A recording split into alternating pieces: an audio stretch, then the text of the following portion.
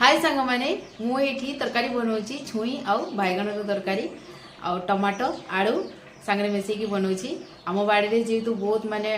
बैगन आउ छुई बहु मात्रा रे होची तो ताकू मु केमिति तरकारी करूची देखतु एठी मु लुण हळदी देकी सुजना छुई आलू बैगन आउ टमाटो को सिझेकी रखीची एबे मु ताकू छुको देबी छुको बे दे देछि देखंतु तेल एबे एठी देखंतु मु बाटी की नैची अदा और जीरा और सुखला लंका को बाटी की नैची ताकू दे देबी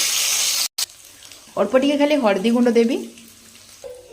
हल्का भजा एबे दे देवी सीझा छुई आलू बैगन टमाटो को ए तरकारीटा एकदम पूरा गाँवली स्टाइल रे गाँ मानिक जमती बनाती से बढ़िया ही बनी मो बाड़ी रे देखंतु ए टमाटो ए छुई 12 मासी छुई आउ बैगन एठे कटा धनिया पत्र दे देवी ए भी हमर बाड़ी रो देसी धनिया पत्र